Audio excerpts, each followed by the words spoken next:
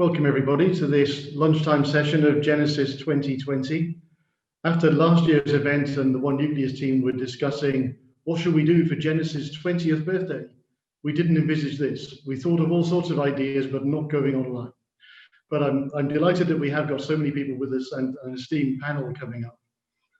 Reflecting back on an earlier session, there was a lot of discussion around the value of communication and what have we learned through this to all stakeholders, which makes me delighted actually at this point in proceedings to hear a panel now about whether it's more difficult or not to start a company, because you're going to have to communicate the value of your proposition to investors in a very noisy landscape. So without more from me, I'm delighted to be here and witnessing the panel and welcoming you all. I'll hand over to Rachel Bradley of Pennington Manchett. Thanks, Tony. Good afternoon, everyone, and welcome to this panel today. My name's Rachel Bradley. I'm a partner in the IP, IT and commercial team at Pennington Manchett Cooper based in Cambridge. I've got lots of experience of working with life sciences businesses around commercial and IP agreements and collaboration agreements and all types of contracts. And before I worked at the firm, I actually spent some time working in-house at AstraZeneca MedImmune. I'm delighted to chair this session today with such a fantastic panel of very experienced life sciences professionals. Thank you also to One Nucleus for inviting me. So before we start the debate, just wanted to quickly mention the recent BIA Clarivate report, which came out in October. It was so positive and said that UK biotech secured record investments of around £1 billion in Q3. And that 2020 is set to be the best year on record. And I know that Mike Ward was saying similar things earlier about kind of the success globally in terms of investment into the industry, which is really positive. And I certainly didn't see a slowdown myself in business activity of the companies and clients that I work with. But obviously the media spotlight, a huge focus on companies developing medical devices, diagnostics, and the pharmaceutical companies and academic institutions developing vaccines. But where does this leave kind of small startup biotechs? Clearly certain activities which are so key to kind of establishing a company in the industry, so key to the sector, such as networking, collaborating, sharing ideas, international travel to conferences, they've all been affected. So really, how has this affected biotechs? So here to discuss are our very esteemed panel. And first of all, I was just going to ask them to briefly introduce themselves and their organisation, and perhaps just give a very short description of how it's been for them to work during this pandemic over the last 9 months, and then we can get straight into the discussion. So first, I'll ask Bobby to speak first. Oh, thank you, Rachel. So I'm Bobby Soni. I'm Chief Business Officer of the Bioinnovation Institute. My background is a former scientist, and I've been working in biotech, both as an investor and working in some companies for some time. The Bioinnovation Institute is a nonprofit foundation dedicated to bringing science from all over the world and making it into companies that make great products for the benefit of people and society. And we are a nonprofit, and the way we do this is we're essentially an incubator. So actually yesterday was a big day for us. We spun out of the Novo Nordisk Foundation, our primary funder, with a grant of 470 million euros for the next 10 years. So we do approximately 50 million euros of translational research, early stage startup funding every year. Oh, and a personal story of lockdown. I guess mine was different because I commuted to Denmark. So I've seen lockdown in both Denmark, in the UK, and in the UK. And I had both lockdowns as well. So yeah, personally, it sucked. To leave it at that. Sorry to hear that. Thank you, Bobby. Olivier, do you want to go next? Thank you, Rachel. My name is Olivier. I'm the Executive Director for Enterprise Support at Genopole. Genopole is a biocluster, one of the first in France, actually. It's been running on from 1998 in the south of Paris. We're kind of working with 83 companies at the moment, and the principle of the biocluster is that we bring together startups, more established companies, research institutions, and schools. And we make them work together. But the main goal of that is, of course, to nurture and to support the growth of primarily early stage startups. Really. And yes, I agree with Bobby. The pandemic was really, it was not pleasant, really. But I mean, there are, and we're going to discuss about that later. There's been a lot of surprising opportunities coming up out of that. So exciting time still. That's great to hear. Thanks, Olivier. Sunil, do you want to go next? Hi, Rachel. Thanks. And thank you for Tony for inviting me here today. First of all, I want to apologize. I have the builders coming in and out doing something randomly at this time, out of all the times they could pick, and I have a dog. If they go crazy and I have to mute for any reason, you know why. I have tried to make the dog comfortable with the builders. So I think we're good. And I've got some treats here for the dog, not me. So you may see me throwing him a bit of stuff. But a lot of you probably know me, especially in the panel and within the Cambridge ecosystem. I've been in the sector for around 17 years. I'm the CEO of a company called O2H Group. And there's sort of three parts of the group, really. There's a CRO business, which is a significant part of what we do. We have a site in India in Ahmedabad, and we have a site in Cambridge and Hawkston, which we're developing. And that offers CRO chemistry services and biology.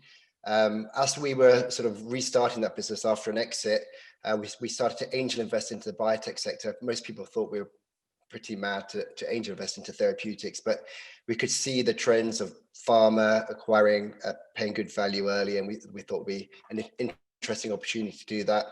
On the back of that, we raised a small fund, a very small fund. It's an EIS fund about 1.5 years ago. We continue to raise into that. So we have little bits of money which we use to seed early stage therapeutic companies in the UK, across the UK, although a significant number are in Cambridge, only because that's where we're based. And we've invested into around 20 or 25-ish therapeutic companies. And then we also have an incubator, probably much smaller than Bobby's, but we bought this site next to AZ and the Addenbrooke site in Cambridge. It's 2.7 acre plot. You've probably may have seen some pictures online, but we're developing 2 heritage buildings there, and we're planning to knock down one of the older buildings, which was just a house, and rebuild a 3-story biology block. And the idea is that you can invest into support and start early stage biotechs in the Cambridge ecosystem. And my little personal story is, I don't really know, but I haven't found it as bad. It's bad that I'm at home the whole time and locked in. Good that I can spend more time with my family. I think that's one of the big positives, is that I haven't had to travel at all, for very obvious reasons. And I would normally spend a huge amount of time flying to the US and flying to India. But I think now that we're sessions like this, we're able to live a very good, proper family life with the family and kids, and at an age where I think it's useful for them to have me around. At least I think that. My oldest probably doesn't. And I can do my work. And so for me, I'm okay with it. Controversially. It's great to hear. Thanks, Sunil. Anne, would you like to go next? Thanks, Rachel, and thanks for inviting me to be part of this panel. I'm Anne Lane. I'm CEO of UCLB Limited, which is UCL's commercialisation company. We're a wholly owned subsidiary of the university. So we manage all of the intellectual property that results from the research there, not just on the biomedical side, but right across the research spectrum of UCL. And we've been successful in that area. We've had 4 of our companies now listing on NASDAQ. And in fact, one of them listed just in the last year, so during the pandemic, and had a successful IPO. So from that aspect, with the pandemic, things have still carried on, not exactly as normal, but they have carried on. And we've also seen an increase in the research flow coming through from our academics, which is great. We noticed that was going up because we were getting a huge increase in material transfer agreements, which are just the exchange of research tools amongst researchers. So that really, even though the labs were closed, we were quite surprised about that, but it turned out everyone was getting ready for when they reopened. So they were just raring to go, which was good news for us. So really, I think from a personal point of view, it actually hasn't made a huge difference. It's nice not to have to commute every day. there are obviously disadvantages, but on the whole, we switched to working remotely quite seamlessly. And if anything, business has gone up, our activities have increased, and we've got more work, not just COVID related work, but across all aspects of the company. So we've actually seen things really pick up as we've gone along through the year. Great, that's good to hear. Flick, would you like to go? Yes, so I'm managing partner of a drug development consultancy of about 50 people. We've done a lot of work this year, as you can imagine, for COVID. We happen to have been looking after the interferon 1 beta inhaled program, which has involved us in a very rapidly growing small organization that is an academic spin-out originally. And they have raised upwards of 80 million sterling during the pandemic. But obviously they're very much, we switched from asthma and COPD into the treatment of COVID, and that has made a difference to their fundraising. But I think that we have a large tail of other clients, and of those, probably about 20 or so are smaller. Many of them were in fundraising activities at the time that the project hit. And I had a ring round to see how successful they'd been. And it was quite interesting. One of my colleagues at Vidaris, they actually launched in May, having raised from a single investor a very large sum of money, and were rapidly going into clinical trials with an academic technology. And others, they have been reasonably successful. But I think in all the meetings that we've had, I have found it very strange meeting investors, some of whom I've never met before, and getting a long way down the track with deals, having never actually met them face to face until very well down the process. And I have found that, well, maybe it's my age, but I have found that really quite strange. And I think, so my background is that I'm a pharmaceutical physician. I joined the industry for 12 years in Big Pharma, and then I set up a CRO, which I sold to PPD, and then I was CEO of a biotech, or a couple of biotechs actually. So I have seen things from the other side. I'm an investor in biotech. And obviously running the consultancy, we have at any one time about 40 different companies. So I saw during lockdown some very different stories. My personal story is that actually I have come to the conclusion that I really miss commuting. I used to commute 2 hours in each direction every day, but it was on a very comfortable train that I could sit and work and plan my day, and nobody could make contact with me.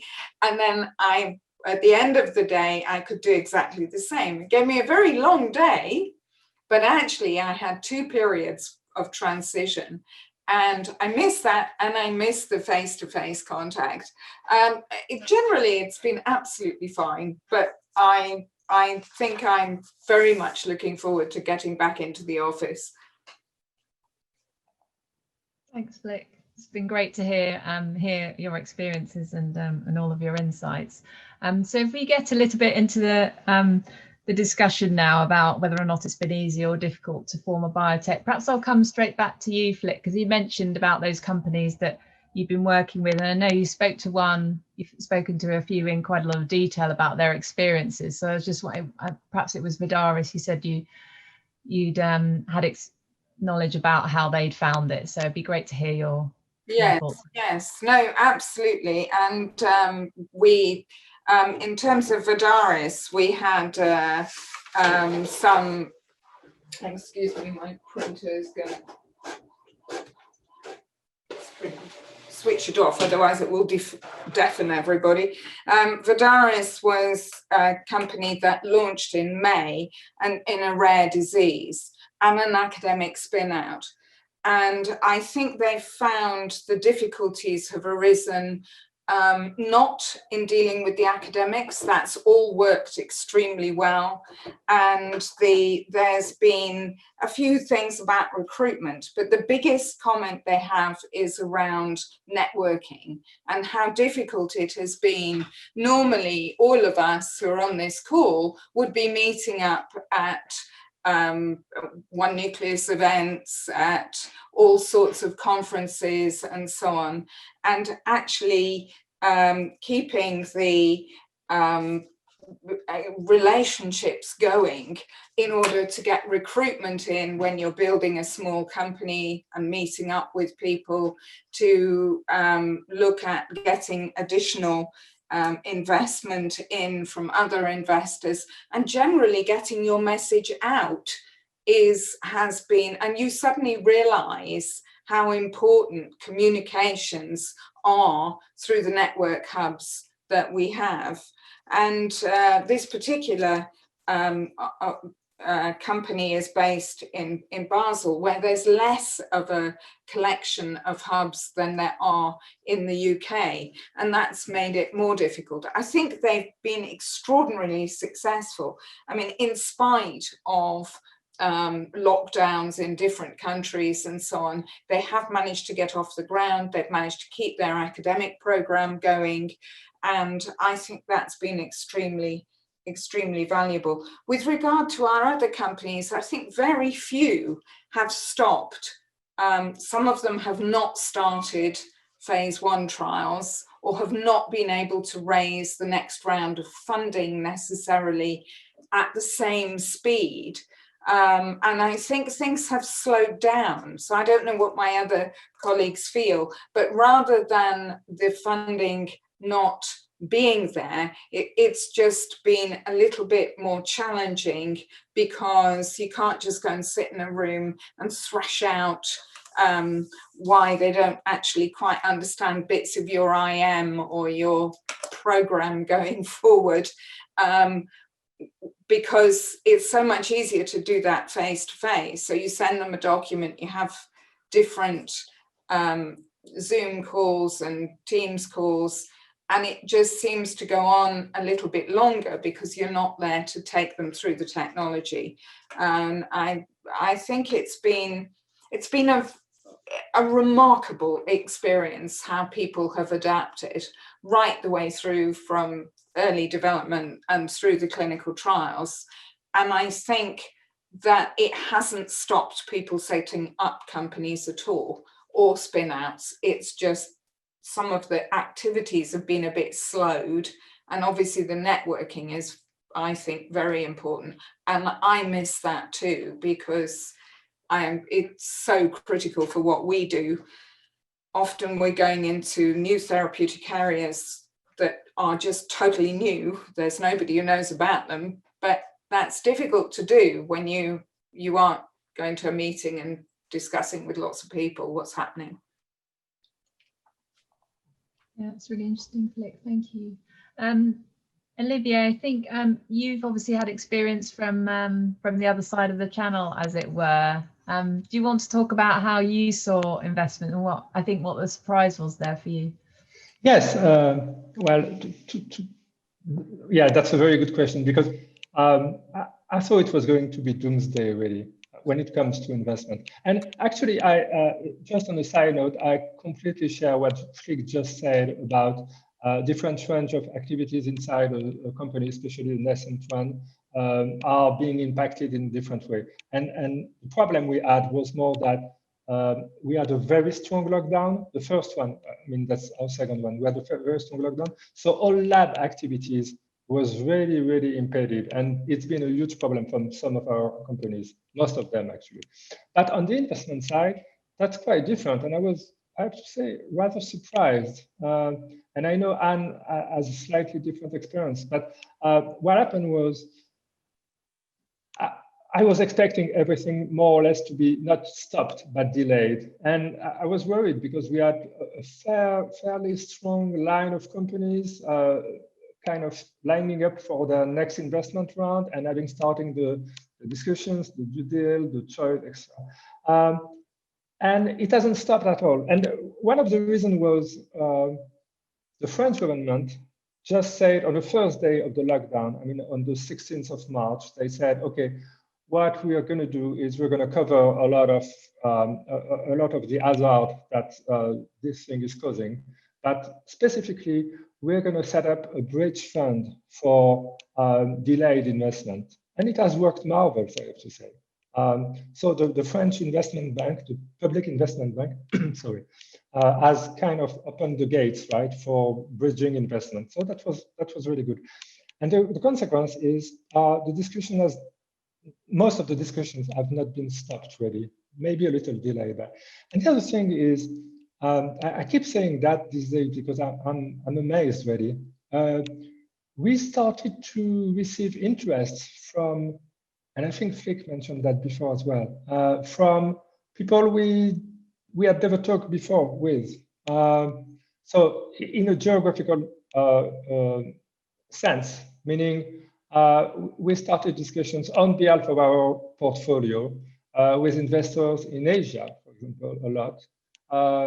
And also very strangely, because I've been doing that kind of relationship with investors abroad, very strangely to me with the US side as well.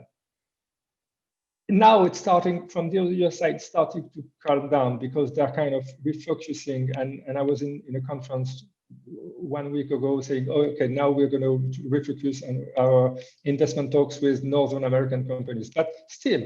And the other thing is, we had interest from investors that absolutely didn't come from the biotech field.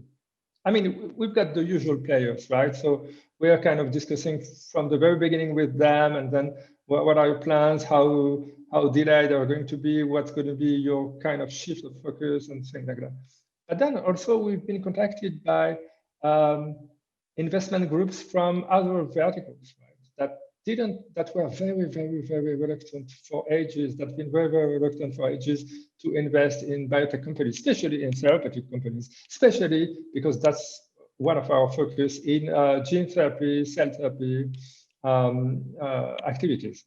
And all of a sudden, people we have never heard from, I have to say, were contacting us. Oh, okay, what's your portfolio? What does this company do exactly? Can we bring expertise on board? That's been really amazing. And it's been going on for this part coming from outside the biotech sector has been really going on and on and on for a couple of months now. So yes, that's the main thing from the investment point. The last thing I want to say, and I would be really, really curious to hear what everybody else has to say about that, is what's going to happen in a year. Because one of the hypotheses I've got is, okay, so the fund, the VCs, they've got their LPs, they've got their funds running, right? What happens when the fund is closed, is done? Will LPs come on board as much as they used to do 2 years ago? So what's going to happen in 1 year? I'm a bit worried about that, I have to say. And the early discussions we've got with some of our classical funds in France is kind of letting me a bit skeptical about that. I'm scared, but that's me. I'm always scared about investment.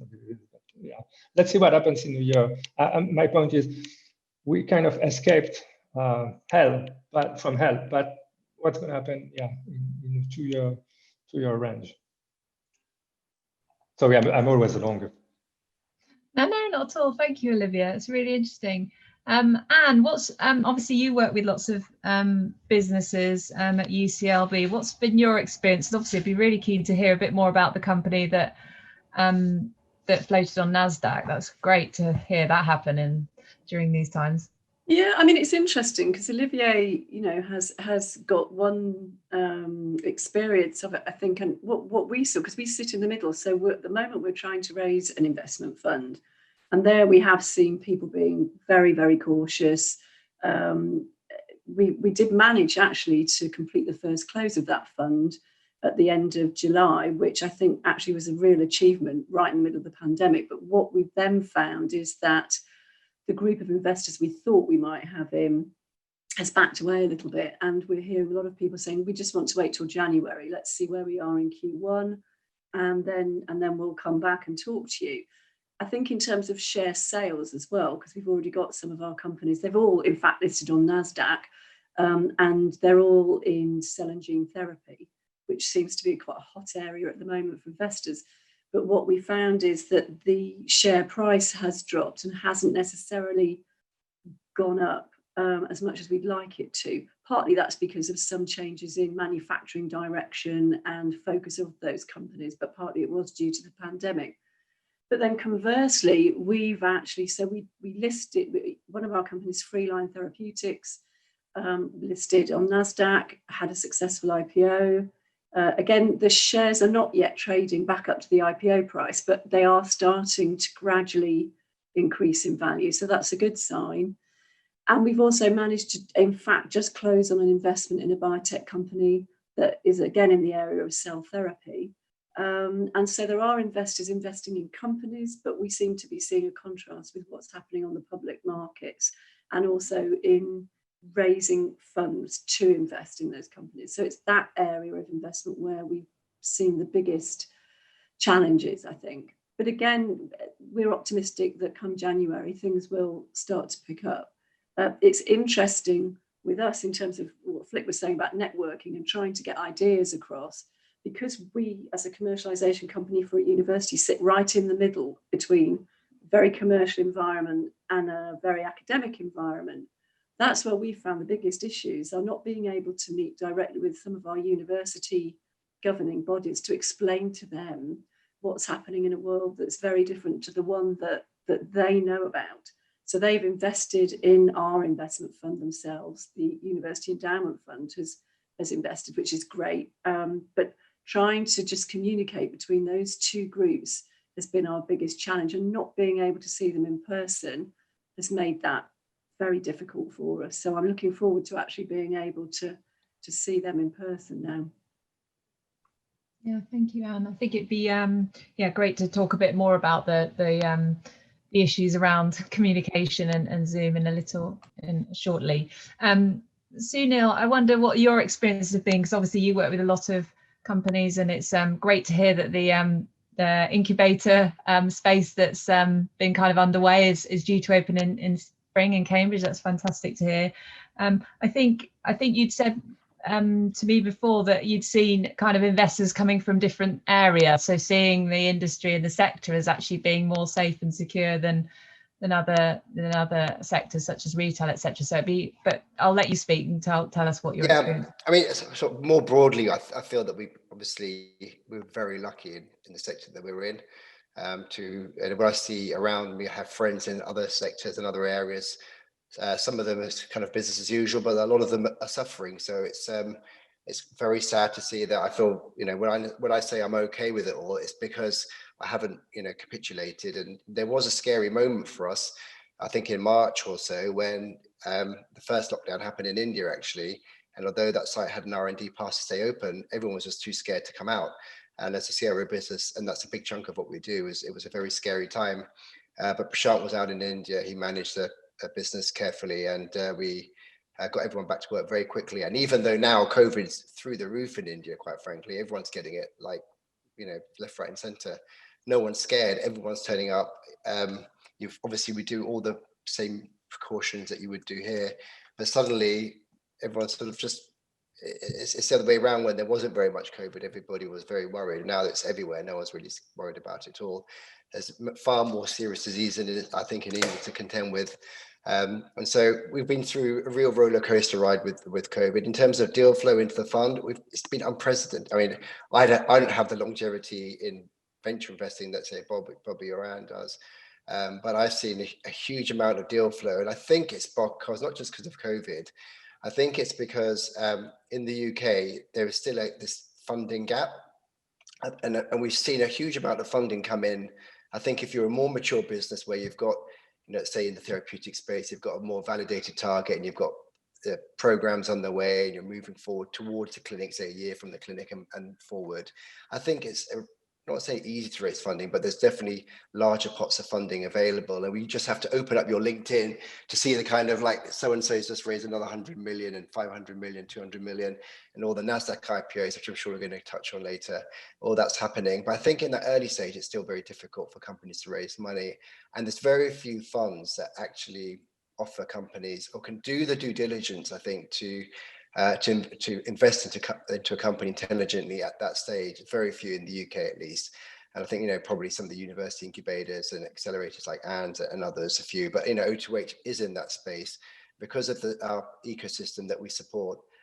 We have the ability to do due diligence. So we do find once we decide to put an investment in, even if it's relatively small compared to the Series A guys, the whole round fills up very quickly because I think there's a lot of money chasing the sector, and it may not all be money from the biotech fund. So there's a lot of people in, say, a tech fund.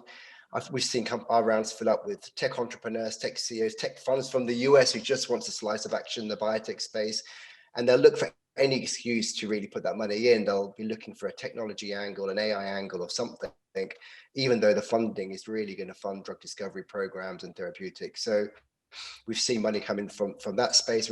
We're seeing funding coming in from across Europe and the US. Although we've got Brexit happening and everything else, the UK still has a significant amount of biotech experience, expertise, and science that goes on here. I think it's like the third largest cluster if you take the country as a whole globally, and even across Europe. Not to take anything away from anybody else, it's probably still a third or a half or something like that. So there is still a huge amount of work that goes on here in our sector, and there's, if you look at anyone's portfolio, like a retail person's portfolio, and they had 0% in biotech, if they all suddenly said, look, we want 1% of our portfolio in biotech, but COVID sort of shone a spotlight on our sector, as we all know, and everyone's now, looking at our sector thinking, I just want a little bit of exposure to it maybe it's not just for a return, maybe it's for altruistic reasons or other reasons, but people think they should be investing a little bit of their hard-earned money into the biotech sector. So I think there is a huge amount of money coming in the sector for that very reason. So I think we've benefited from that. I still think it's very hard at the early stage. So the government support that they're putting at that stage is still very important. Obviously, they need to do more to support that. The incubator's been interesting and challenging at the same time. We've got two infrastructure projects going on simultaneously. So we've got the Hawkston Cambridge site, which is it's a beautiful site with a river cam running through the middle, but it's got every problem under the sun with it. And it's taken myself and now Prashant, my brother, to really engineer our brains and to try to overcome that. And Prashant's done a great job in steering that to where it is now, which is the first building will go live in April. And we're having biology and office space there in a heritage setting and building. So that's a fairly difficult thing to do. And it's been a challenge for us. And then we have a new infrastructure ongoing in India. Again, we've been building throughout COVID and managing that. Obviously, it does go a bit slower for various reasons, and for but it seems to be now coming to a stage where it's all going to go live in 2021. I think there's a huge amount of money that's coming to sector. Coming back to what I mentioned earlier, and I've got some numbers in my brain which I'm going to spit out because people may want to discuss them.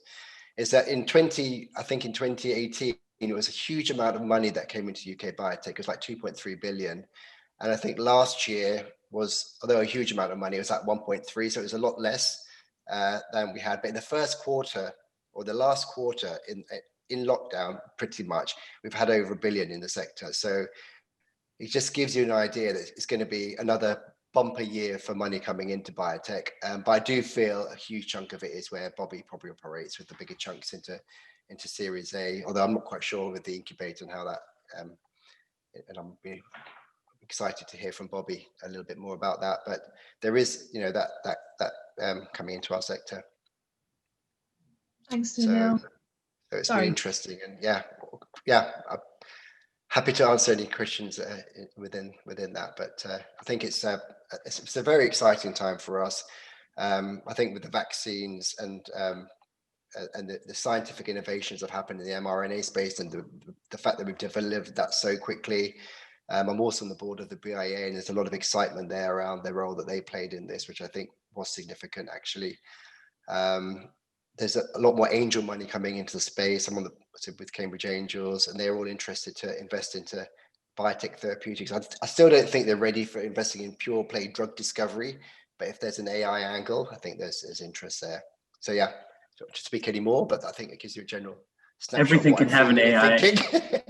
Everything can have an AI angle if you engineer it enough, right, Sunil? In order to get the funding. There always see technology infiltrates every business everywhere. You can't avoid it, and AI is going to have an impact on our sector. It has to have, and yeah, it's just one of the things that spiders its way through everything. So you can always find a tech angle to any biotech business, and we probably will discuss this later. But there's a very interesting meeting point where tech meets biotech, and there's obviously a huge amount of interest going into the space. Thanks. I'll hand over to Bobby so you can tell us about your experiences, and I guess from a Denmark perspective that would be interesting in your work at the BII, sorry. And also perhaps your thoughts on how do biotechs make themselves kind of attractive to investors when they can't kind of meet face to face. Obviously Flick was talking about that and how actually difficult it is, and it is obviously happening, but do you have any tips? Yeah, so this is interesting in the sense that I think the fundamental premise of what we're discussing is, I would say, potentially incorrect for an early stage business. Because if the premise here that COVID makes personal interaction difficult, and that's the reason why early stage companies can't raise the money, then we're actually missing the point. Because the reason early stage companies can't make the money, it can't raise the funds, is because the early stage companies without the proper team or data and the right message to raise funds. So what we have focused on is getting our companies to focus on themselves. The enemy is not the VCs or the investors, it's actually themselves. Because many of the projects that we bring in are highly vetted. We have an advisor group with great VCs that help us choose these companies, and the deal flow is great. We know it's understood that science in Scandinavia is excellent, but there's not a lot of companies. And so we're working with that great science. And what we're learning and what we know is that the challenge is money is not enough. So we provide funding. So we don't provide lots of money. So we'll do $1.5 million, 1.3 million pounds of funding in a company. So it's not a lot, but it's way more than they get anywhere else at the stage they're at. And what we try and do is make that sufficient for them to go raise further financing and become a success post BII incubation. And the challenge is not the investors. There's plenty of money out there. There's always an investor that's interested in a good story. The challenge is the teams and the messaging and how our teams are approaching investors. So we're very much focused on every single one of our teams needs to have an experienced biotech executive associated, that all of our founders are absolutely wonderful, totally required for success, but also insufficient. And what we're finding is that the teams that actually get on board with that, we are able to get them in front of investors via Zoom. Our reach is actually greater, is way increased, because now we can do private pitches with investors where we show 3 or 4 companies at a time, and the message is getting across. So getting in the door with a good message and a good team is still possible. I would say the challenge is potentially closing a deal. How do you close a deal if you can't meet the counterparty? It can happen, however. So we did have one deal recently closed, undisclosed investment of 5 million euros from a UK investor into one of our portfolio companies. They did meet, actually. We had Denmark has had COVID under control pretty much for many, many months. So there was an opportunity to travel at one point. So they did meet, but just briefly.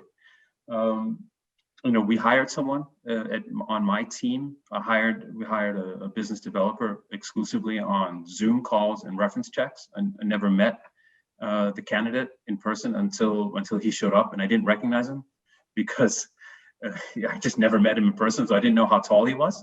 He just showed up in a meeting one day, and a day before he was supposed to be there, and it just sort of surprised me. But we were able to get over the hurdle of hiring someone without meeting them. So I think VCs will also do that if the science is good enough, and if the story is right and the team is good, especially if it's someone they know.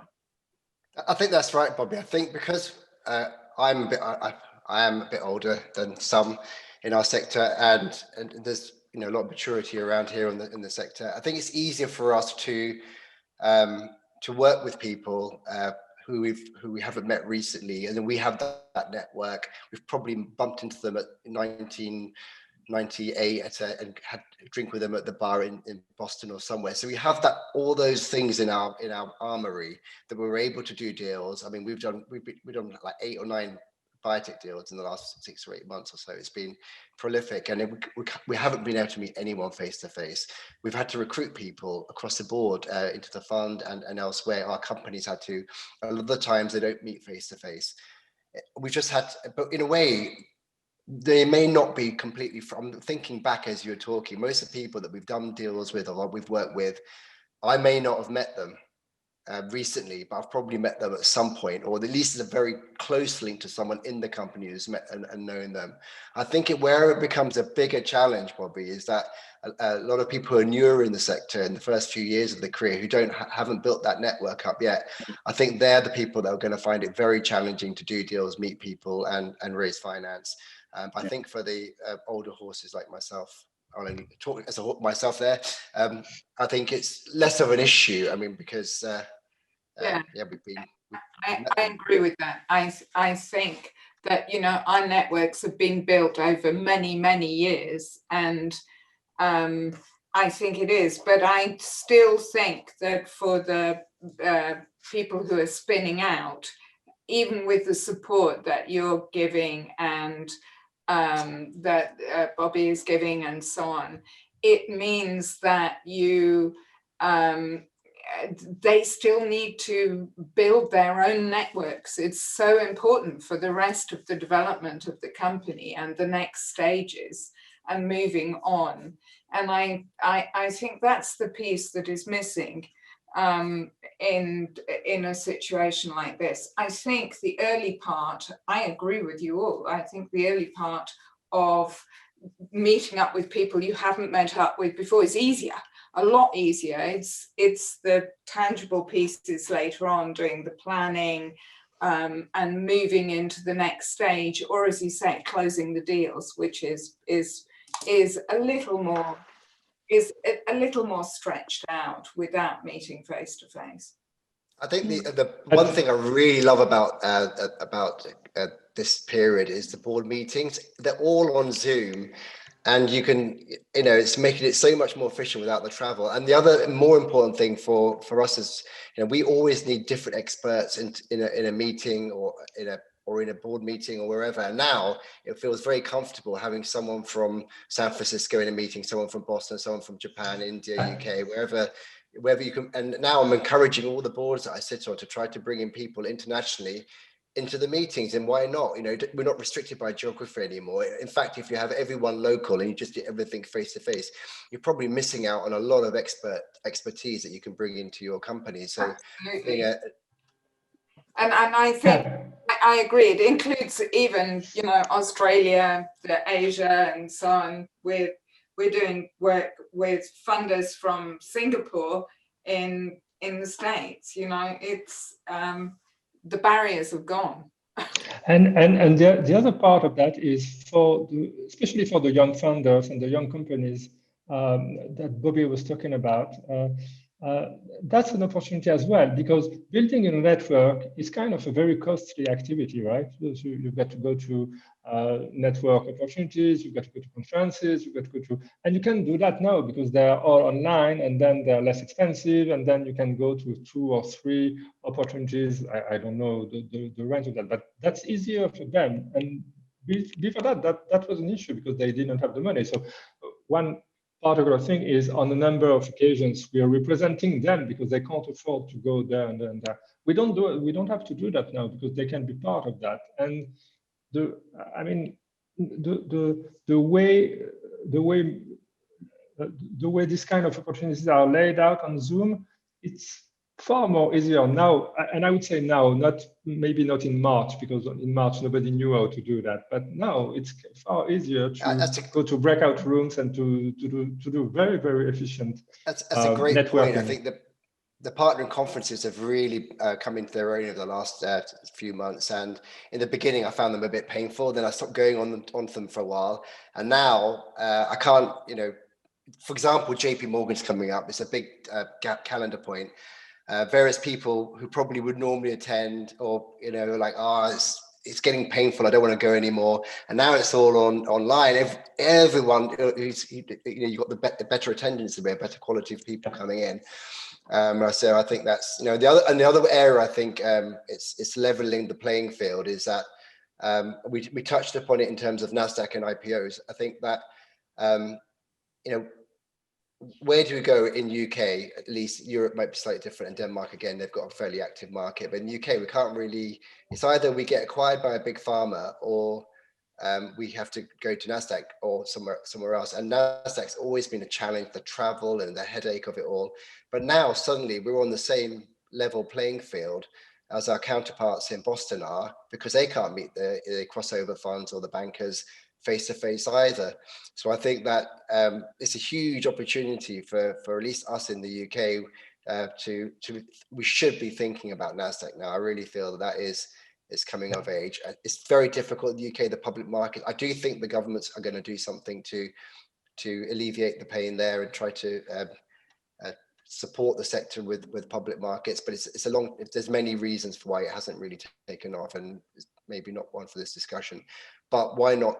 Let's look at NASDAQ and have, if we can get a US board member on there, we're suddenly on the level playing field. They have to look at it's coming back to what Bobby said. Ultimately, it's about the data, the science, and the team.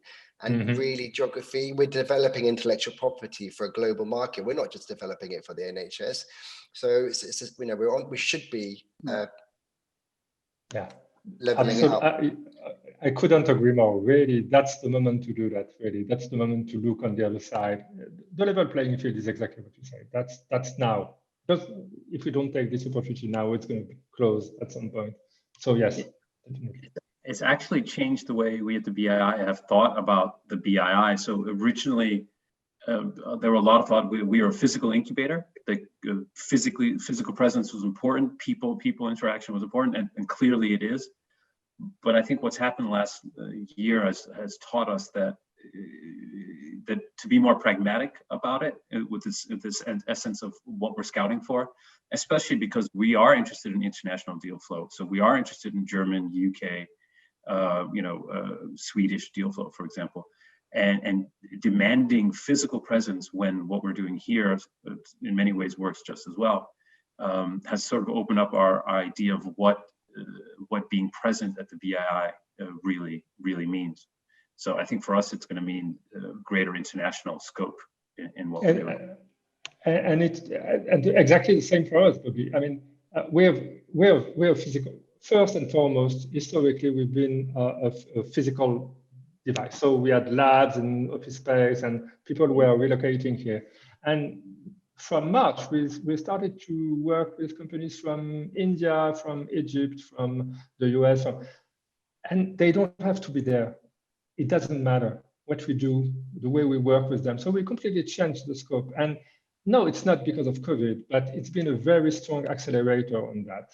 We've revamped our identity from that point of view. That's great. And what about, have you had specific experiences in terms of, I guess we've been talking about people and how important it is to have the right people, kind of experiences from your side about finding the right people, recruiting? Is that easy or hard? I don't know what you're... Well, we've actually made a few recruitments in the last couple of months, and it's been done completely virtually.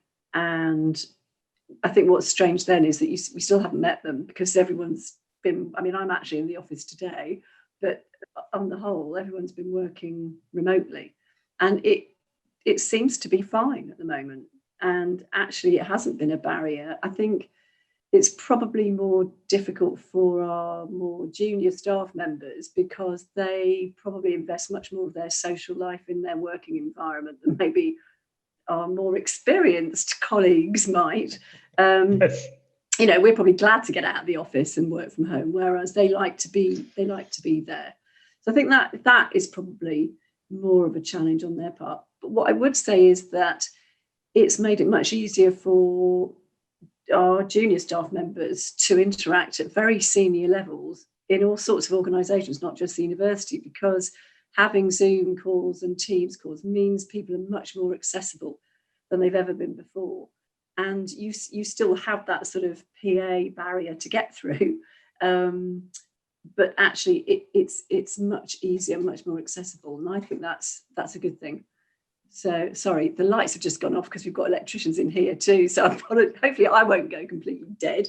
But yeah, so I agree with that, Anne. I think that's a really good point. That yeah. It's level the playing field.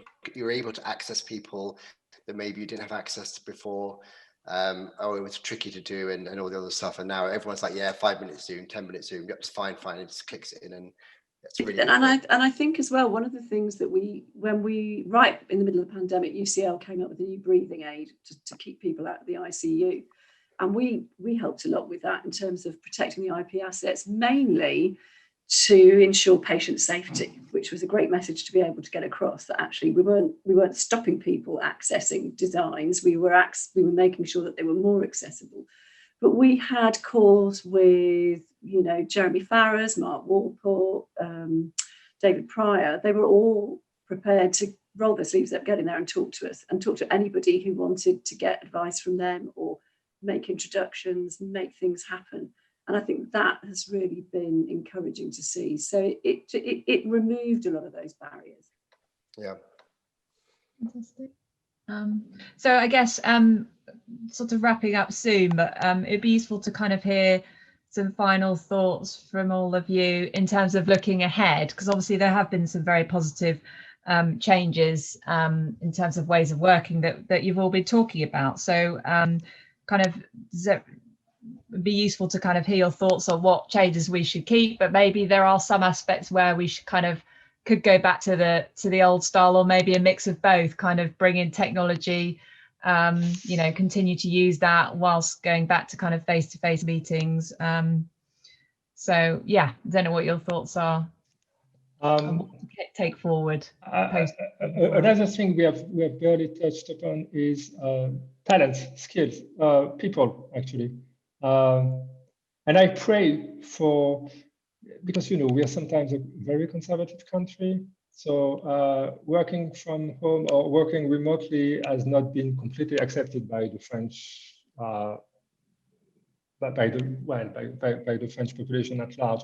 Not necessarily because of what we said about what Anne said about the younger people lives revolving a lot more about work, which I agree with, by the way. But just because sometimes, maybe not necessarily in our industry, but sometimes it's considered as not exactly the right way of working. And so, but the other thing is, we are starting to have companies being able to hire people from very, very different geographical backgrounds. And that's great, because there's a but there might be a strong shortage of talents, of skills in France at some point.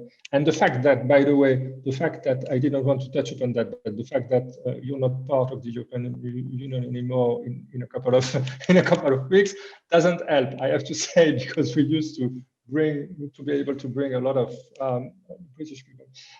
So that's the other thing.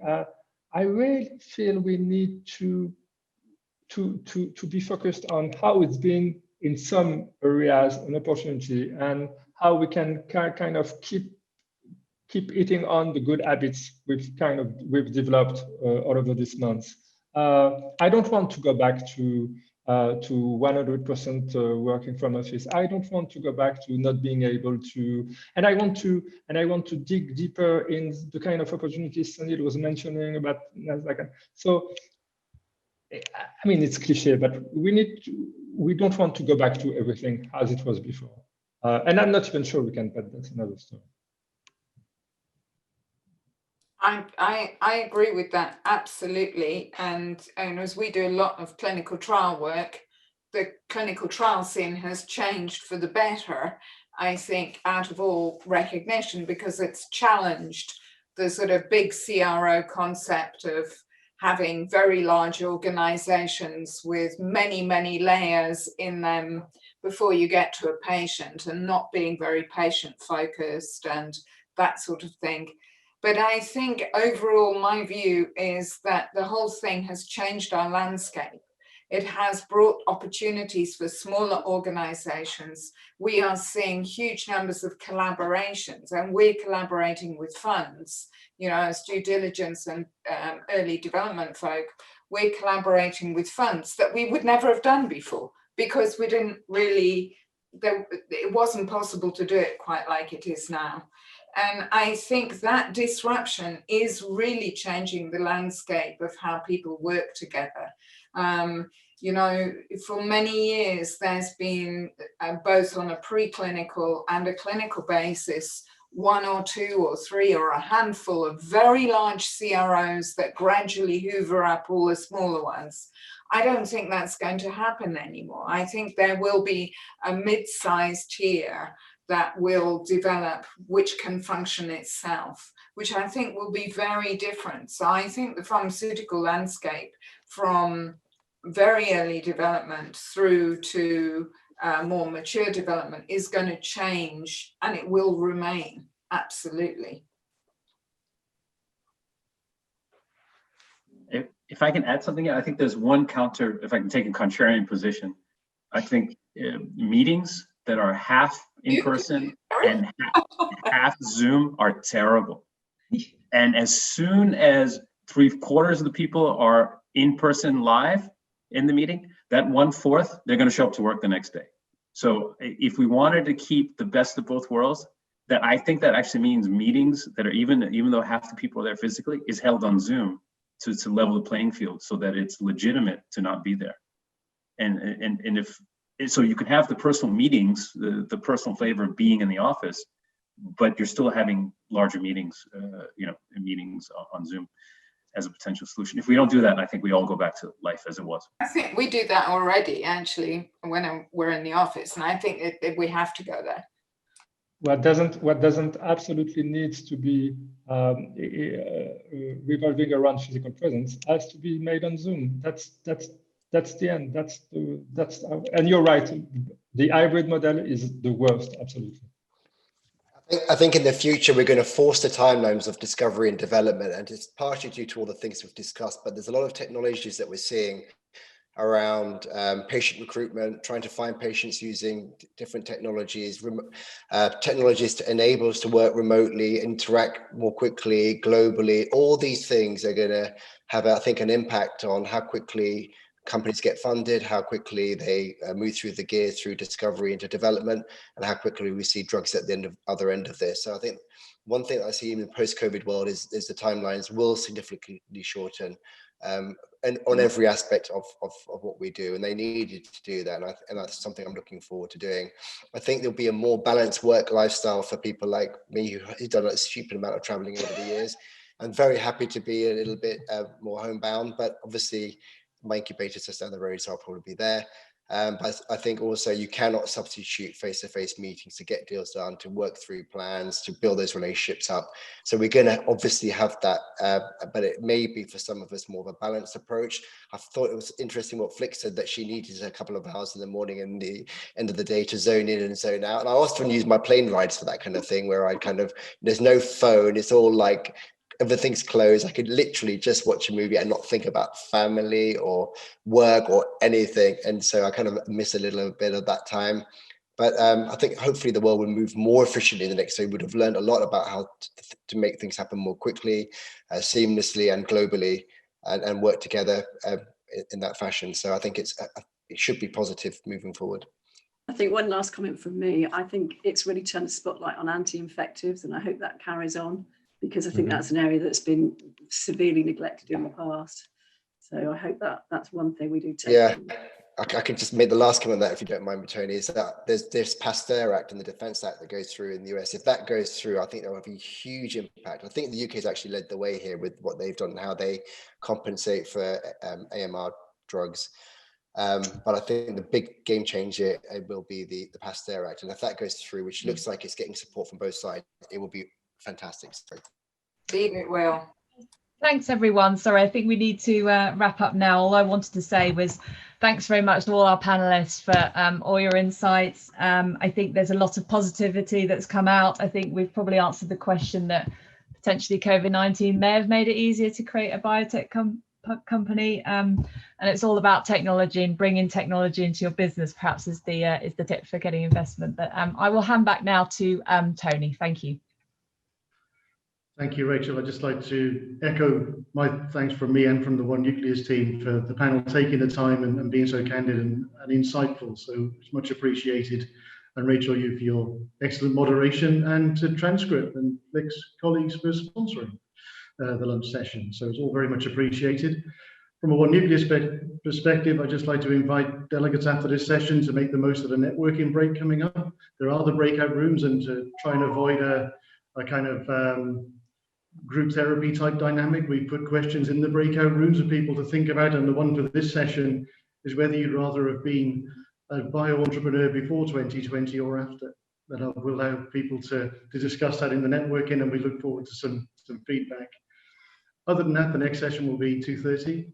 The formal session is going to be live, but everyone can make the most of the on-demand, the partnering and the networking, and we look forward to seeing many of you later on. Thank you.